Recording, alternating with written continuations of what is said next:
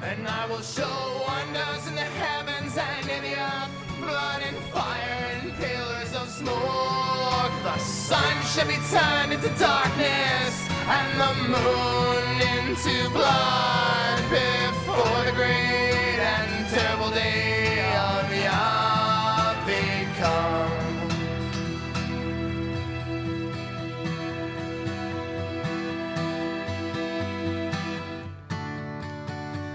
It shall come to pass that whoever shall call on the name of Yahweh shall be delivered.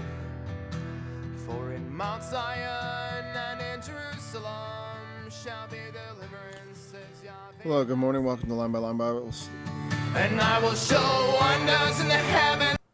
Looping. All right. Welcome to Line by Line Bible Studies. Continuing in chapter 12.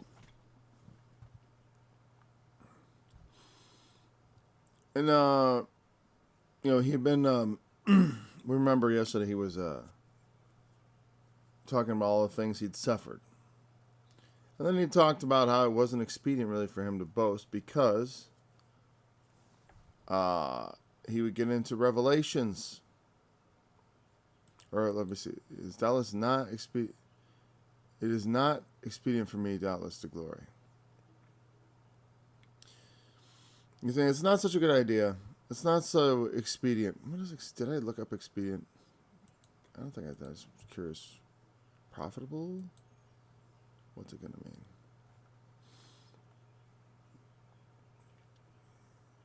The word is some pharaoh. My eyes are wrong. Profitable. Okay, fine. It isn't profitable.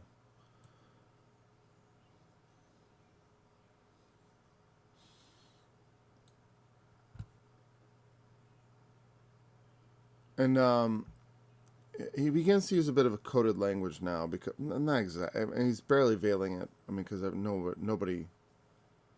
But he doesn't even like to speak of himself in the context. He talks about a man. Some other guy. Probably because of the way he describes it, he, in some ways, felt like it didn't even really happen to him. You know what I mean? Like it happened to somebody else. And as we discussed, I'm not sure he's saying... I'm not sure exactly what he means by verse 1 as far as the lack of expediency. I mean, I think in some ways it could refer to the last thing he talked about, like the sort of the comic retreat in a basket. Like if he starts glorying, he would rather glory in his weaknesses. So, and this is actually, I didn't bring this exact perspective up, because thinking about this, it's like one of the rips against him was that he was too meek and gentle, and not a very commanding presence. In person he was actually kind of didn't assert himself, didn't swing his weight around, didn't make people feel inferior. I mean, what a terrible guy. Right? But people who are, I don't want to say power hungry, but power seekers, let's say, or power obsessed, or sometimes just people in general, just average people, like their leaders to be swaggering and to project power in their interpersonal relationships. And the whole servant way of doing things, the Christ way of being a servant first, that he that should be greatest among you should be the least, is very counterintuitive on certain levels. Though in every instance, no matter how much he swaggers, the king is still the servant of the people.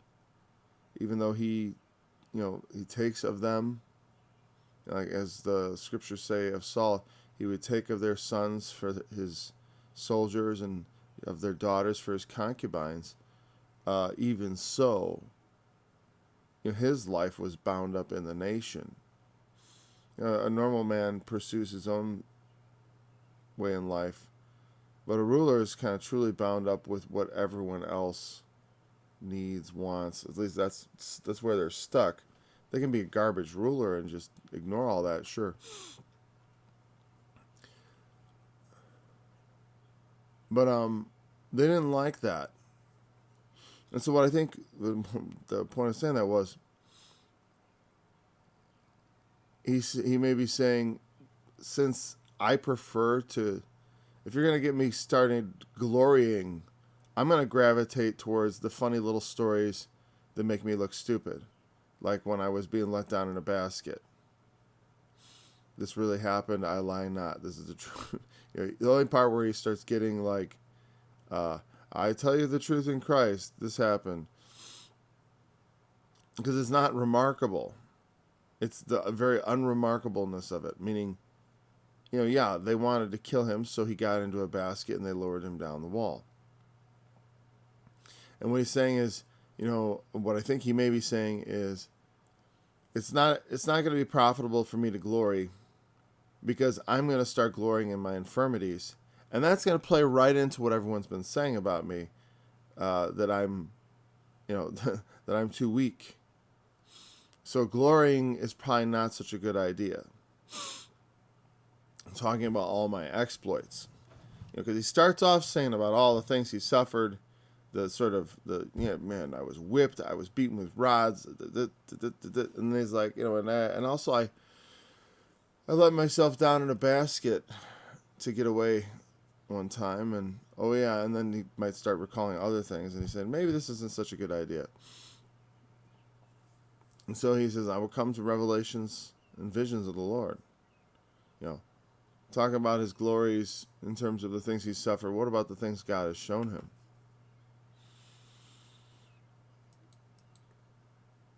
I knew a man in Christ about 14 years ago. I knew a guy 14 years ago. Whether in the body, I cannot tell. Or whether out of the body, I cannot tell. God knoweth. Such an one caught up to the third heaven. And I knew such a man. Whether in the body or out of the body, I cannot tell. God knoweth. How that he was caught up into paradise and heard unspeakable words, which it is not lawful for a man to utter. Of such a one I will glory, yet of myself I will not glory, but in my infirmities. And so,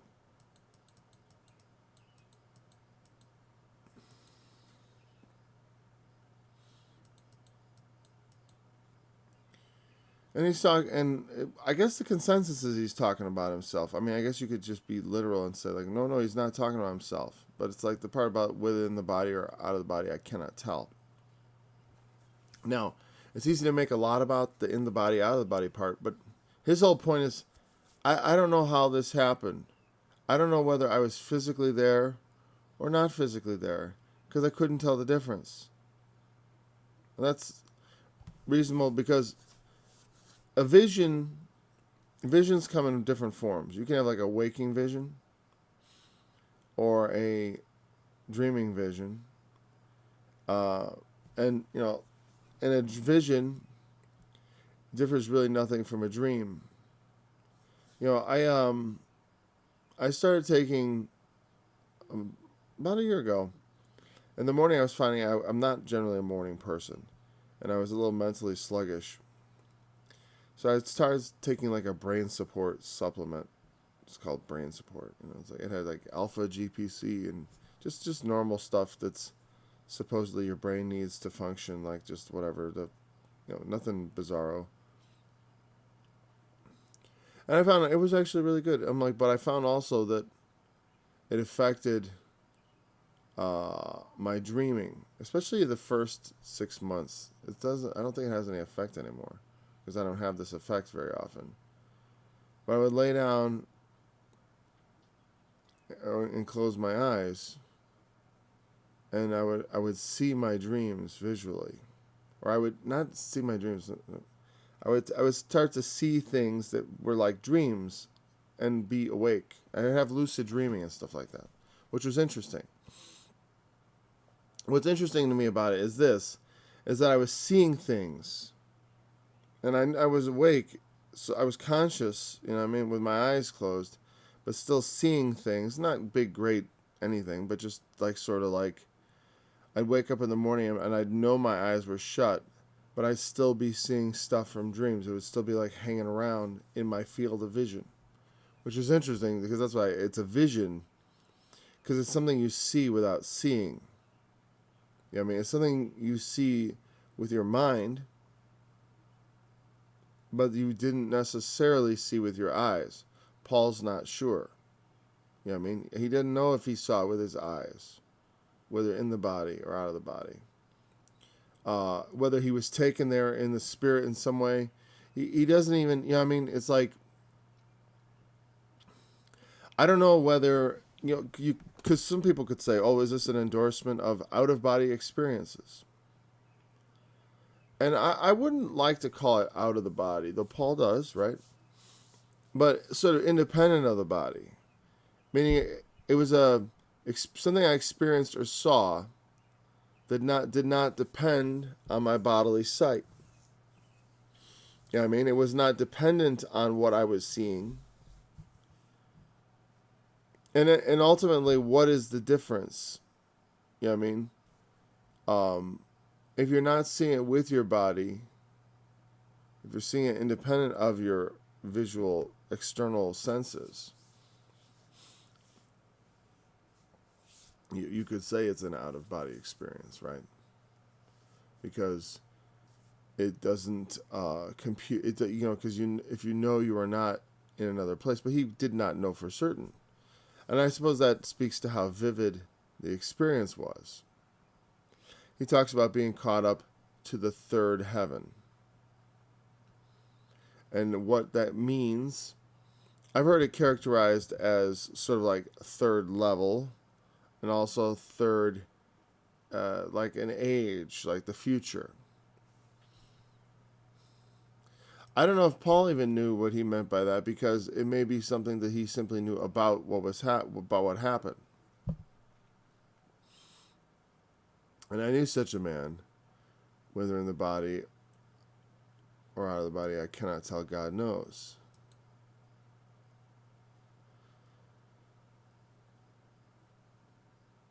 And I think his sole reluctance to say it was me, I was caught up into heaven, and etc. Well, plus he doesn't know if he was physically caught up or if it was just some sort of vision, right? But he speaks of it as if it was somebody else, because it's like it happened to somebody else. He was caught up into paradise, and heard unspeakable words, which is not lawful for man to utter. It's interesting he says it like that.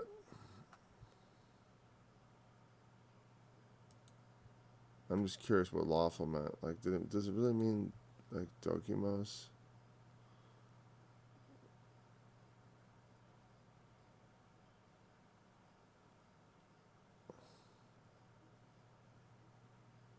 Exists, permitted, lawful. This is different than the word I'm used to for law.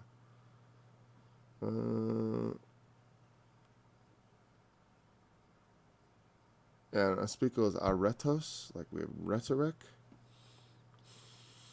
Unspeakable, cannot be recited.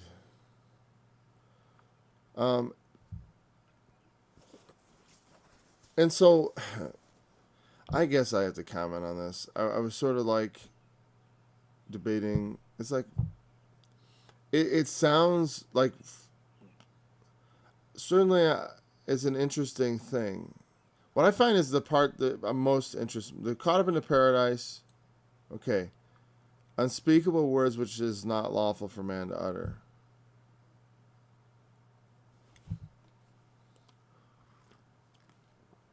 Like, I felt like I heard like something like that once, or at least something that certainly to me seemed like it, because I never heard anything so important yet so impossible to lay my fingers on again. Because once I had a dream that was sort of a vision, and in the dream, I was in the future.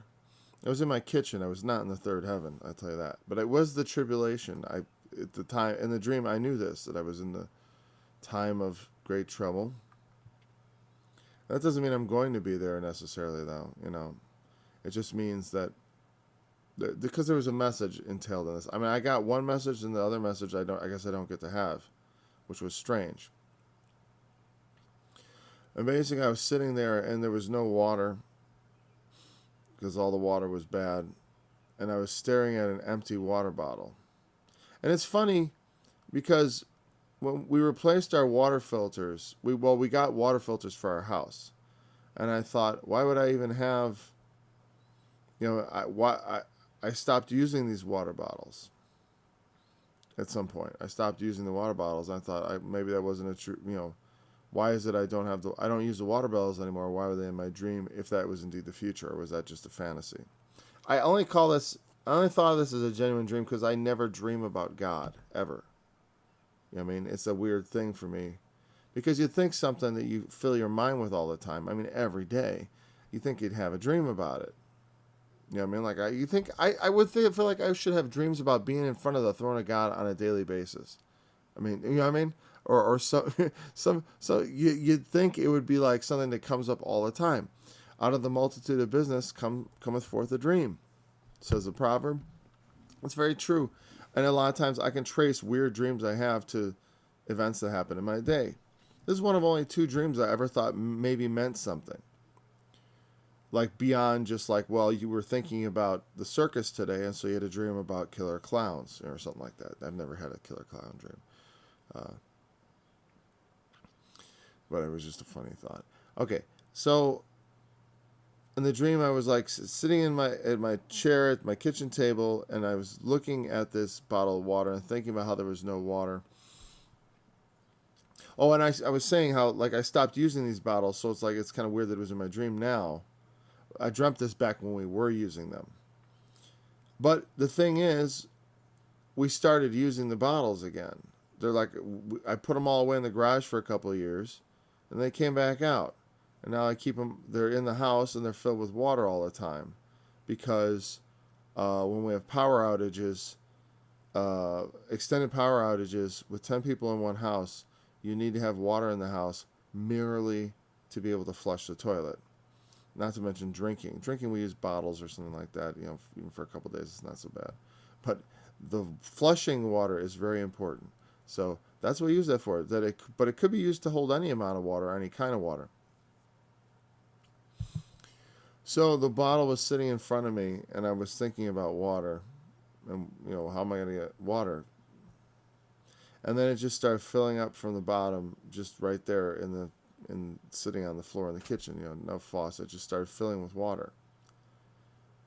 And then in the dream, I fell into a trance, and this is probably boring as hell, but whatever. It's like I fell into like this trance, and I remember going back like this into my chair, and kind of falling backwards, and then all these things were said, like really important stuff. I remember at the time, I remember the feeling I had hearing the things I heard. I remember being excited and comforted and feeling very happy, and God was speaking to me, or an angel, whatever. It's like there was. I can't tell that part either. I can't even tell who was speaking to me, but all this speech came to me, and I heard it all, and it was all important and complicated and detailed, or whatever. I remember. The thing is, I just remember certain, like, adjectives about it like that. Like, it was like, this is it. Immediately on waking, I couldn't remember a single thing what was said. Not anything. Not even the nature of what was said. I can only remember how it felt. There was a euphoric feeling that kind of came over me. It was like, I remember that too. There was like this euphoria. And that was perfectly natural. at the time. As I like sort of fell backwards. It almost felt like I fell out of my kitchen too, which was weird in the dream. But anyways, so when he says unspeakable words which is not lawful for man to utter, I feel like I've experienced something like that, where you hear something and then it's like apparently you're not allowed to ever talk about it, which is a weird thing. Maybe down in my subconscious. Here's the thing, if it was only a dream, it's certainly in my subconscious. Yeah. You know what I mean? If it was only a natural dream, it's in my subconscious somewhere. But I have no idea what these great and important things that were, at the time I recognize them as being extremely momentous. It's kind of like the seven thunders uttered something, in the book of Revelation, and the angel tells him, don't write it. There's a certain like idea of like some things, some truths. There's truth that is waiting, that is yet to come. We have a lot of questions, don't we? One of the things that attracted me to Arnold Murray when I first started learning about the Bible, not teaching it, when I first started learning about the Bible when I was 19, was that he had like this very well put together, let's say not very well, let's say he had this put together story. I don't think he had it put together very well because it has all kinds of holes in it. But you have to look hard to find those holes, because the way he tells it, in the telling of it to an uninitiated person, if you don't know the scriptures, his telling of the story gives you a pretty complete picture, at least superficially, of like an idea of what the plan is on God's part. He's got explanations for everything. Like, why does God do this? Why is this like that? Why does this happen? And it was very attractive to me because I wanted to know what's going on. Why is the world the way it is? Like, why is God silent? Why is why? Everything, why? And unfortunately, his story doesn't really answer all the whys satisfactorily. I'm not going to go into that because this is not I don't want to focus on, this is not about Arnold Murray's ministry. But I just say that in passing because it's my background. If I was a Catholic, I'd say, something about being a Catholic. And I suppose I sort of was a Catholic, sort of. Very, we stopped going to church when I was 10, so how much Catholic is that? How Catholic does that make me? Not very. And I never went beyond First Communion. So I certainly never grew up. I remember being in 6th grade and looking at we had to write these little descriptions of ourselves for these kids who were coming over from another school to be integrated into ours. And I remember looking at a friend's introduction, reading it, and he wrote that he was Catholic. I remember the O seemed really, a Catholic. I remember he wrote the O really big. And I remember thinking, like, I remember at the time just thinking I would never describe myself that way. Like that's my, I thought of myself as a Christian. So, and it's not that being a Catholic makes you not a Christian. It's just that that's not how I thought of it. I didn't think of myself first as Catholic. Like here's the thing: if you're Catholic and you describe yourself as a Christian, okay, that's me too. It's, I'm not saying you're not, but it's like, but when I say I'm a Christian, and you go, well, I'm a Catholic, that you've kind of drawn a little line, haven't you? And not me. So I don't know what to say beyond that about, that's, I don't think of it in terms of any sort of glorying. I didn't get taken to the heaven. I don't know how to glory in that. I'll tell you what, I would glory of a man in the tribulation who was in the tribulation. Let me see, whether this is 14 years or not, I can't tell. You know what I mean? Whether this is in the future or whether this is just a dream, I can't tell. But a person who was in the tribulation and whose water bottle God filled up for him so that he wouldn't go thirsty, and to whom God spoke revelations and visions and spoke instructions. That was another characteristic of what was spoken. Instructions, and whom God gave a mission, and whom God gave power. I would glory of that guy. That could be a guy to glory about, whom God used in the time of great trouble.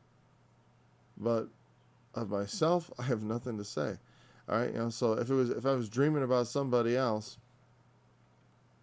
I can understand Paul's mentality, is because it almost like it wasn't him, because it happened that way. For me, it's a future thing, so it's like I don't even know if it's real.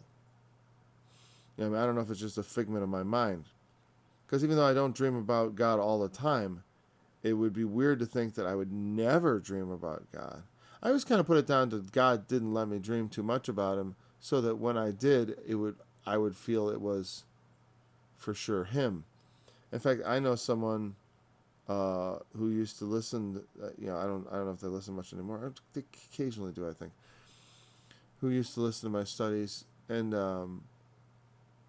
he told me his conversion as a young man, he was kind of, I believe he was somewhat cynical, or inclined not to believe, but he had a vision of God on his throne, and as far as I believe it was a dream, and it was so vivid that it convinced it was too real. You know what I mean? And I certainly sympathize with that, because it's like, when you get something that's very vivid and real, even though it's, it's like, well, it's just in your mind. It's like, yeah, but, thoughts are funny things. I've talked about this before. Thoughts don't come from my mind, or from my brain anyways. You know what I mean? Like, I don't mean thoughts do, but I mean ideas. Or thoughts. It could be thoughts or ideas. Ideas are things that are like floating around out there that I tune into. Like, and I always use this example, but it's, to me, pertinent. Like, the theory of relativity is not something that popped out of Einstein's brain. He wasn't like born and genetically it was like going to be it was going to grow there in the corner back in his amygdala or whatever. It wasn't in the frontal cortex. There was going to be a little synapses that was going to that it was predestined or something. Like there was all matter, because that makes it predestined. And I don't mean in God predestined. I mean by like the ticking of a clock predestined.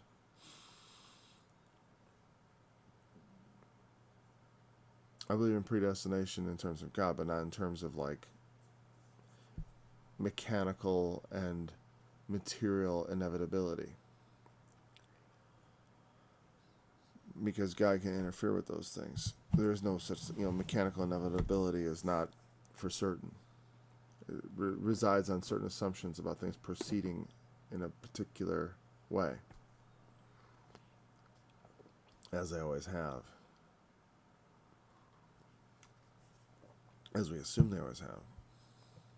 So anyways,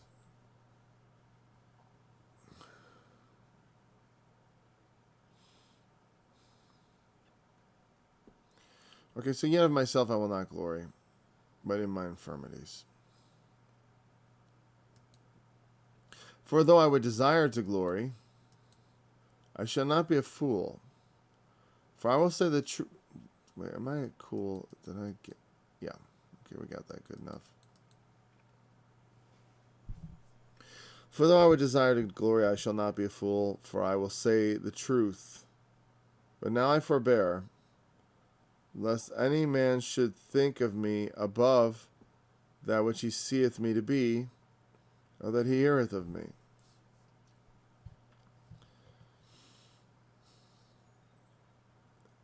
He's saying that on some level, it would be a fool for him to glory in that vision.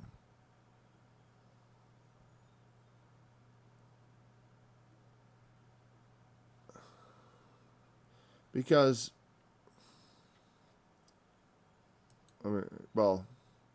let's read verse 7. And lest I should be exalted above measure through the abundance of the revelation, Revelations. There was given me a thorn in the flesh, the messenger of Satan to buffet me, lest I should be exalted above measure. We'll hold on there. We'll talk about the thorn in a verse or two. But, I don't know. I will say the truth, but now I forbear.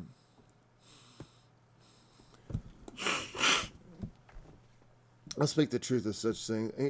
What I think he's saying is that I can talk about these things. I can talk about the visions and revelations.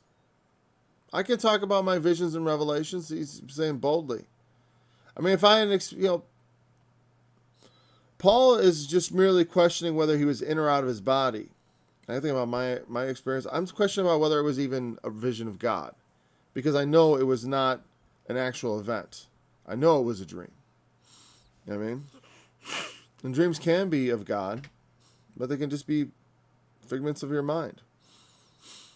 And so, well, I'd like to claim, like, oh, God would never let me dream about him unless it was of him.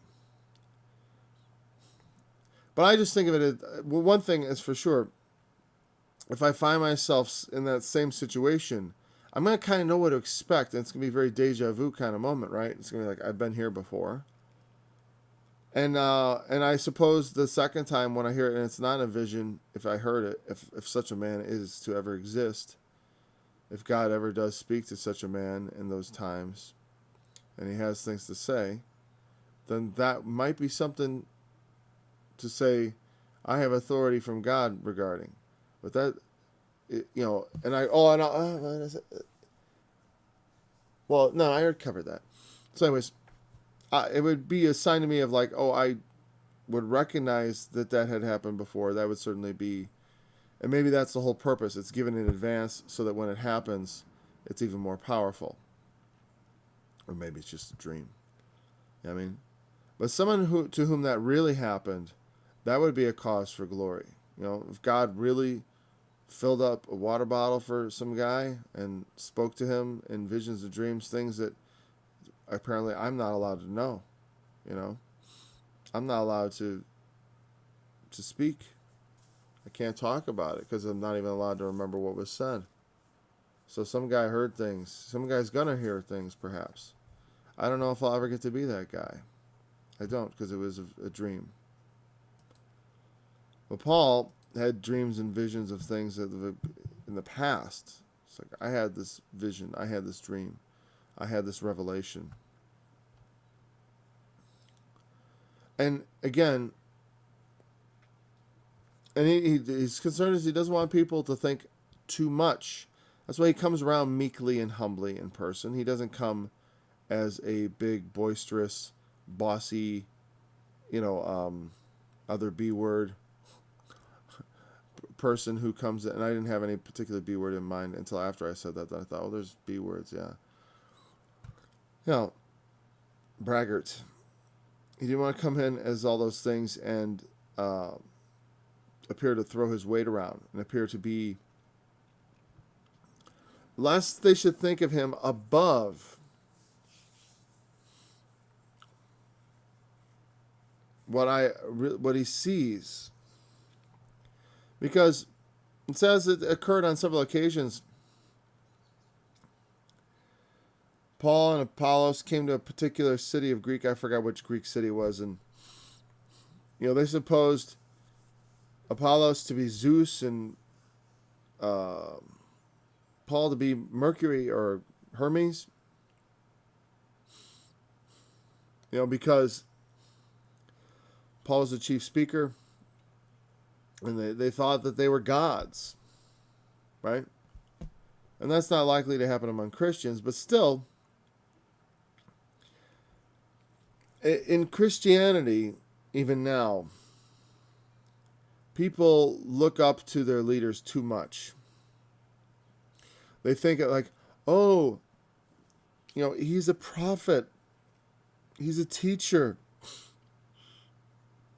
And they look at someone because they're up there teaching and because God has given them a gift.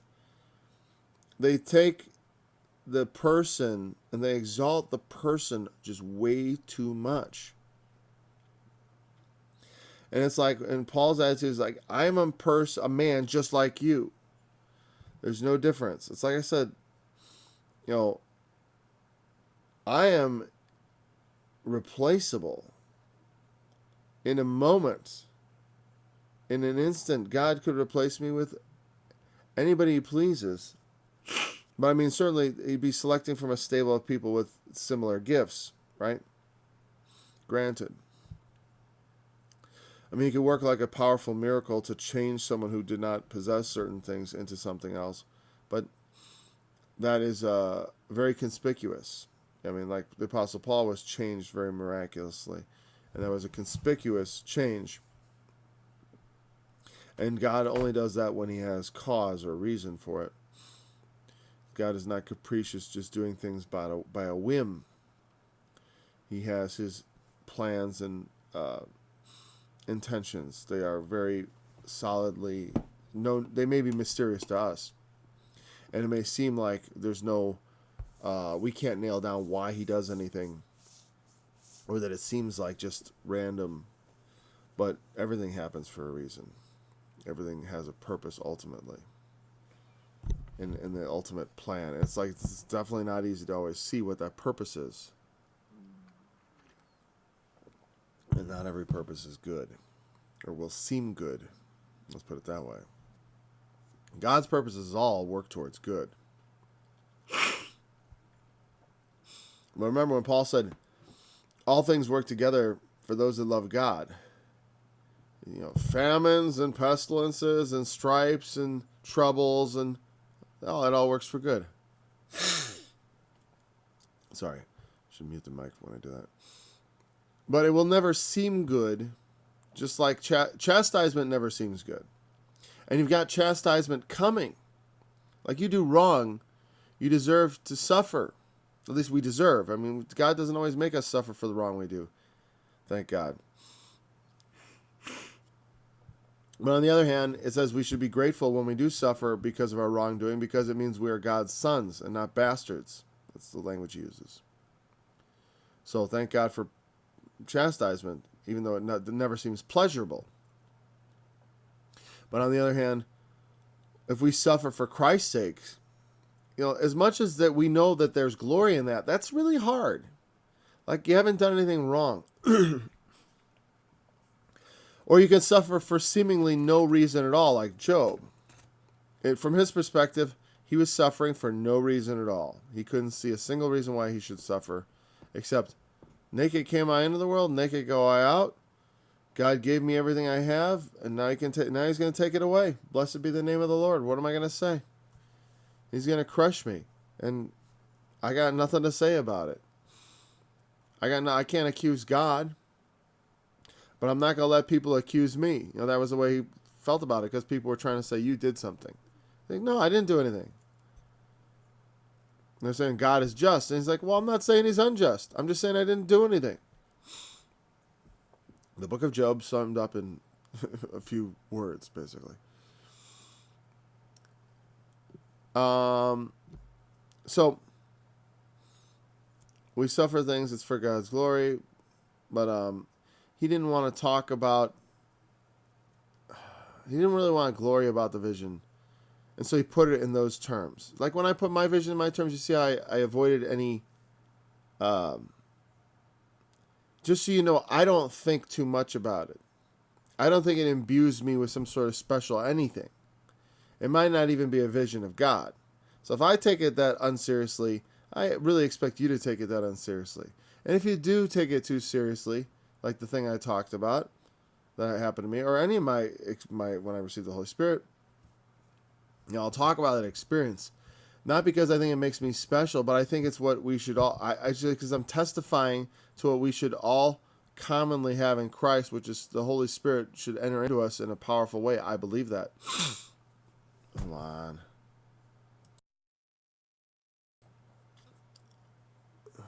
And so the only reason I talk about such things is for edification, not to build myself up. What you see before you is just another man like every other. And whether someone is a prophet or an apostle or a teacher of some sort, they are by God's gifts made into such a thing. And we can admire the gifts of God, but our admiration for the individual should be tempered very carefully about what you see and hear. What you hear is, like you hear me? I'm uncertain. Do you hear me? I don't know everything that I'm talking about. I mean, I'll talk about things and say, I don't know whether he's saying this or that. The wrong idea would be like, he's such an honest and forthright teacher, admitting blah, blah, blah, blah. It's like, that's the least we should expect, is honesty and sincerity. You know what I mean? What it should do, if I compare well, if Paul compares well to other men, it should make us look at them and see through the disguise. Their ministers of righteousness their persona as a minister of righteousness is a disguise. It's deceit. When we see a genuine servant who acts a servant, and you need to see them as a servant of God, your servant,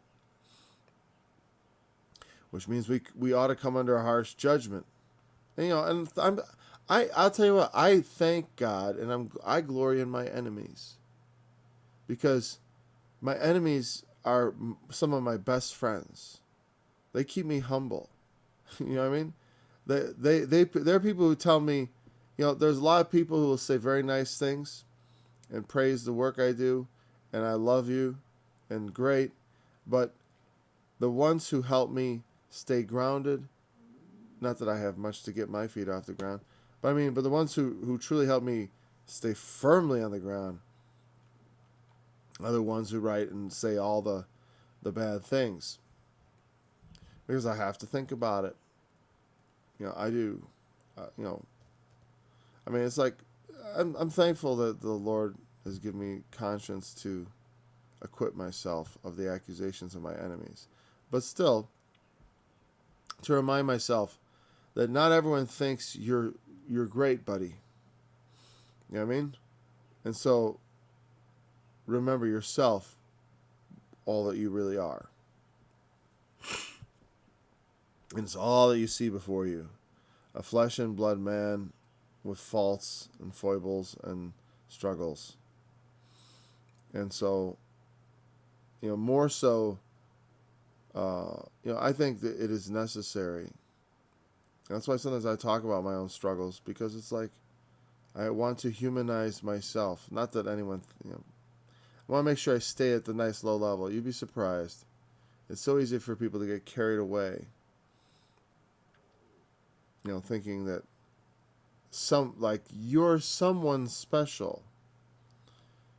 It's like the gifts and calling of God are what make any man of God what he is. And it's like, it is a trust given that we must be faithful in and must, it's definitely not something to just take lightly. And it is good when someone takes their gifts and uses it rightly. Okay. And lest I should be exalted above measure through the abundance of revelations, there was given to me a thorn in the flesh, the messenger of Satan, to buffet me, lest I should be exalted above measure. We read that. For this thing I besought the Lord thrice, that it might depart from me. And he said to me, my grace is sufficient for thee, for my strength is made perfect in weakness. Most gladly, therefore, will I rather glory in my infirmities, that the power of Christ may rest upon me. Therefore I take pleasure in infirmities, in reproaches, in necessities, in persecutions, in distresses for Christ's sake. For when I am weak, then I am strong. And we'll go up to verse 10 for now. And we may get through even more, but verse 7. Okay. And so, and this is, this is a verse that has gone through a lot of transformations in my mind. It's always been It's one of those things that kind of sticks in your head, doesn't it? I mean, if you've been in the scriptures for any period of time, it's a verse everyone knows about, Paul's thorn in the flesh. And it's speculated, people will say, well, he had an eyesight problem or some sort of physical ailment. And I had a friend who was like, well, he says he didn't like to think about anything. He just said it was the messenger of Satan. But I never liked that explanation, because I'm like, well, with what mouth did Satan speak? You know what I mean? Because Satan can speak with many mouths. In fact, well,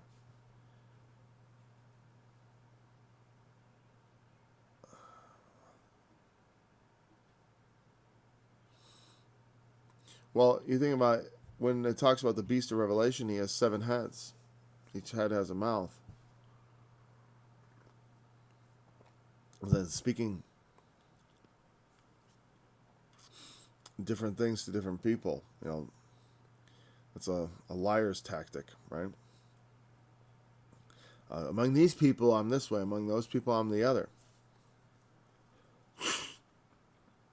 So, I don't think the idea that it's just a messenger of Satan. What, an angel? A demon? How is Satan speaking?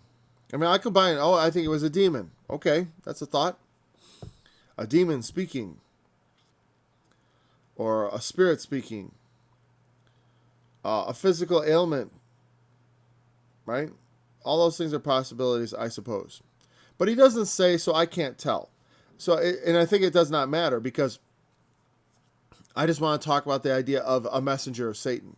And in that I agree with my friend. It's like, let's talk about the nature of what thorn in the flesh is, a metaphor, right?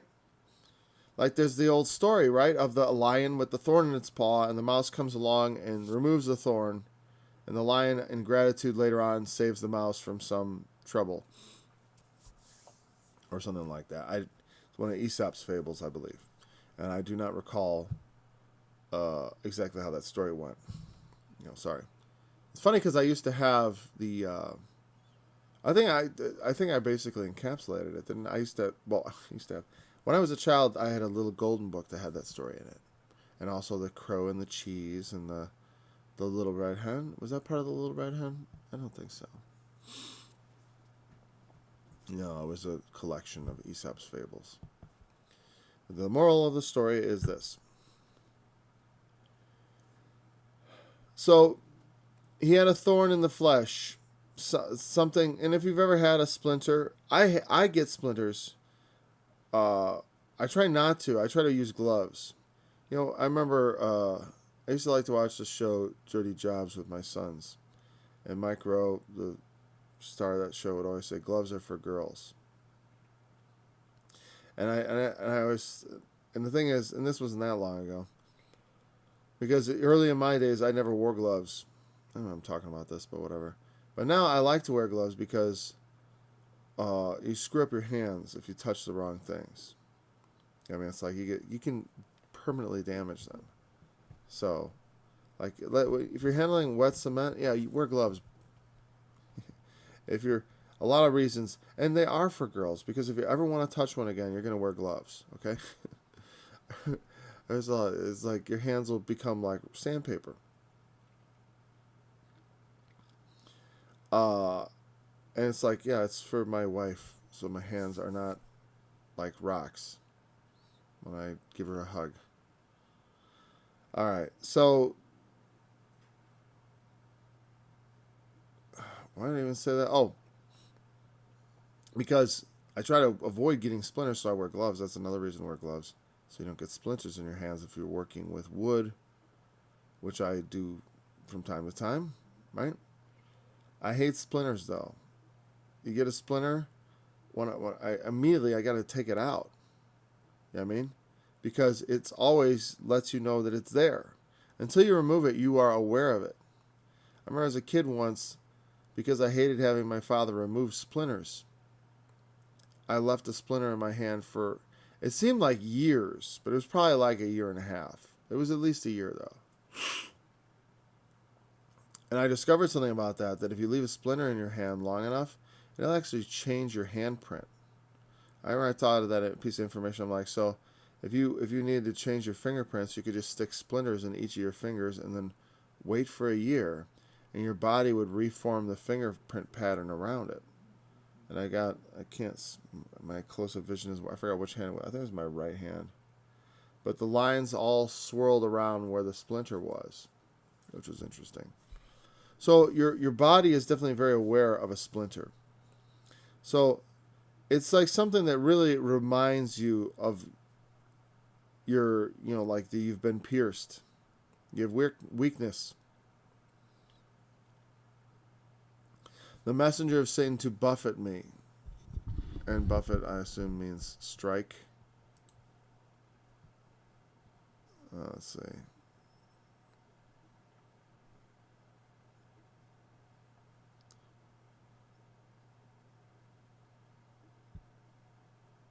And to strike with the fist. That's what that word means. I'm just using Bible Hub like I always do. I don't always mention it or bring it up on screen because I quickly just want to grab the definition. Bible Hub, King James Version plus the Strong's.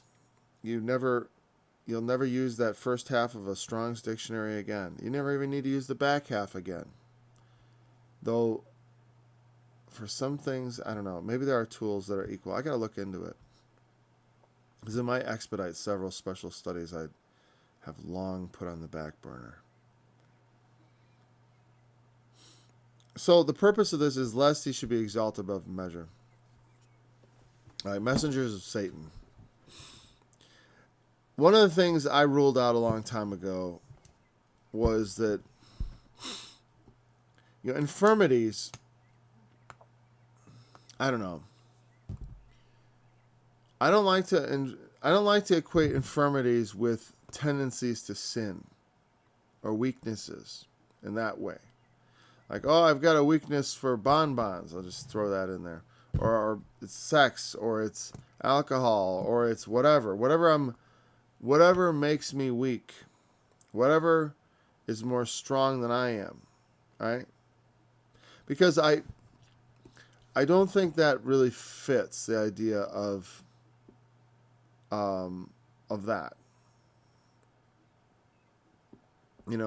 I do think something in terms of a physical ailment, like a bad knee, or maybe an eyesight issue, whatever it happens to be, to remind you of your frail human existence.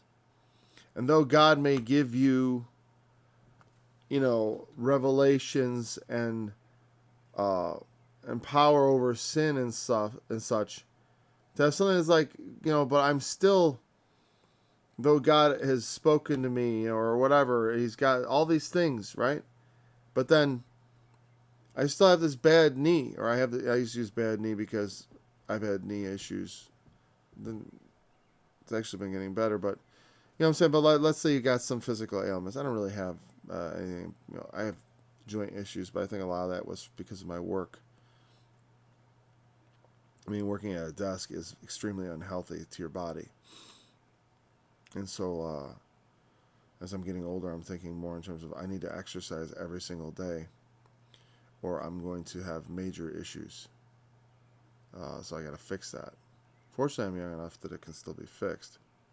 Because you get to a certain point, well, you can still fix it, but it just becomes harder and harder the older you get. The older you get, the harder it is to sort of pick everything up and say, like, let's go get in shape. It's not so easy. But, you can see how any sort of physical ailment could speak, you are still but a man. But why is it the messenger of Satan, though? It's like the messenger of Satan.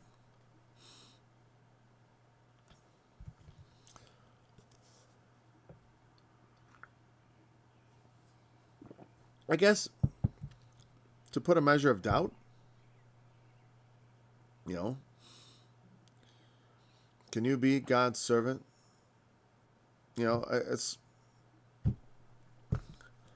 and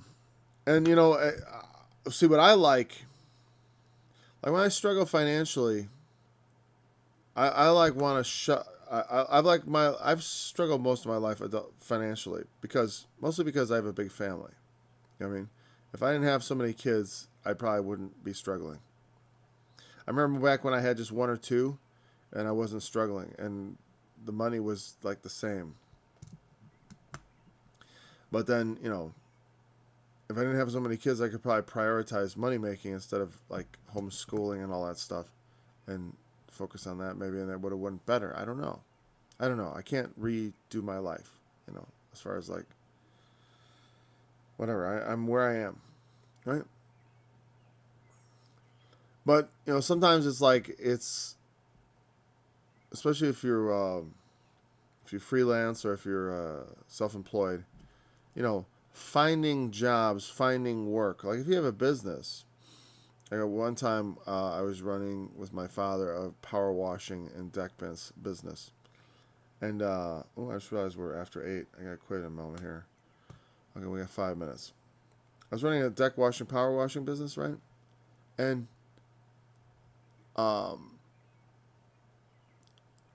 we needed to find jobs, right? Needed to find work. I was always willing to work, but I had to have the work. And so, and so there can be times when it's like, oh, you're doing fine work. You're having trouble finding work. You're having trouble making money. Or maybe like you have a job, but you're laid off because because the company doesn't have work. It happens to people too, right? You get laid off. And it's like, what do you do? And you can say, well, why am I struggling like this? God left me out of the equation of, has he forgotten about me?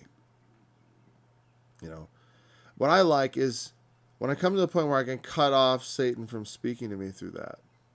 Because I think then I can truly be blessed. Because if I say, God is about to bless me, and just keep saying that, and refuse to hear the messenger of Satan saying, this means God is not on your side. This means, the Lord wants to crush you. When I cut off occasion for him to speak, you know what I mean? And say like, no, that's not at all what this is about.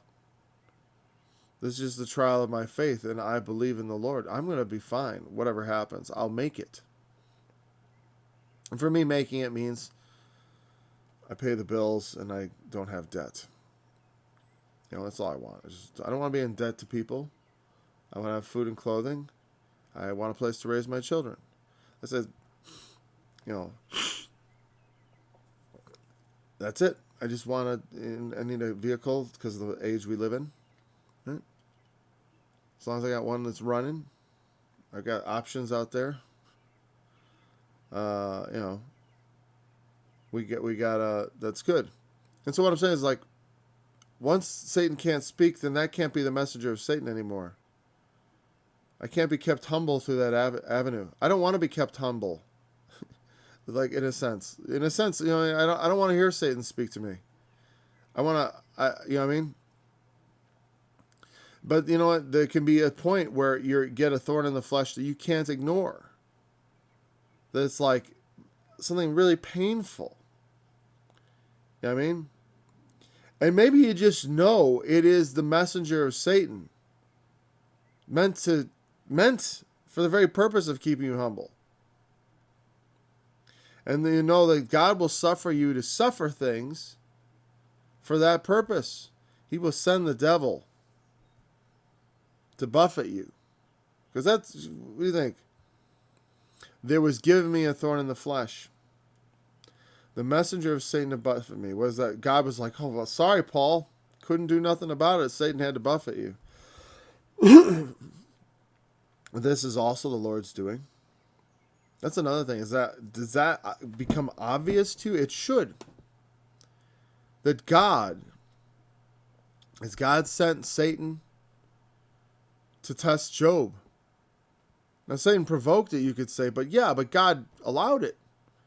And when it happens with Paul or me, I gotta trust that it's for my good.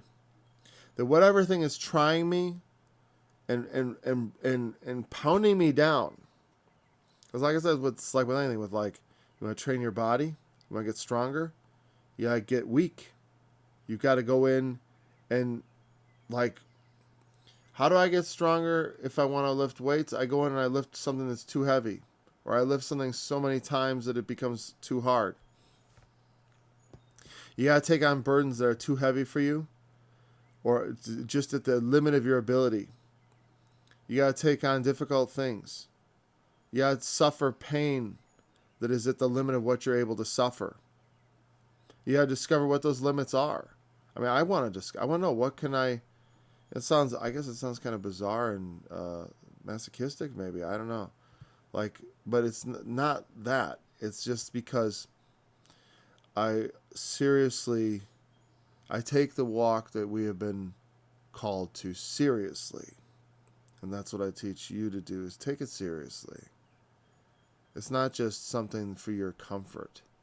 It is something to cause you discomfort.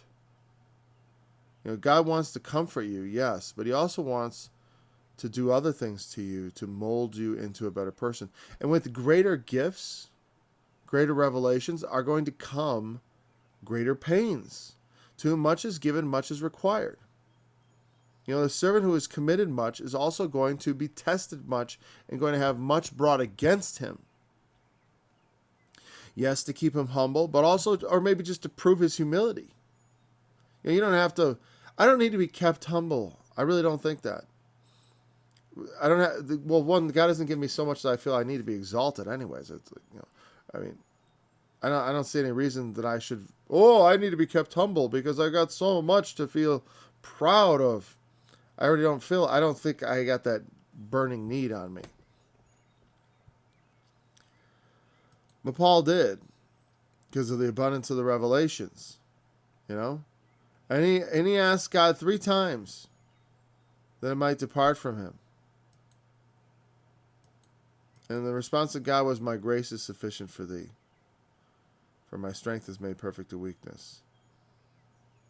And so we're going to pick it up. We're going to talk about verse 9 next time, because we are over, and I have to take someone to an appointment in a very brief amount of time, so I cannot even go over 10 minutes like I might be inclined to. So we'll pick it up with verse 9. Because this is way too much. I wish now I hadn't spent time talking about some of the things I talked about, but I think it's worth it. How does Satan speak? In what way is he speaking to you? And how is that message getting through? You know what I mean? Is it getting through to you as it ought to get through? Which is, you learn to trust God through the difficulty.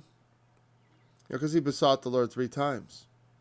My grace is sufficient. That's an important part about it. So we will pick up there with verse 9. Probably have to kind of touch on verse 8. Whatever. I'm going to be here all week, so it's quite all right with me. It doesn't matter how long it takes. Thanks for joining me in this study. I look forward to studying with you again tomorrow. And I will show wonders in the heavens and in the earth, blood and fire and pillars of smoke. The sun shall be turned into darkness and the moon into blood before the great and terrible day of Yahweh come.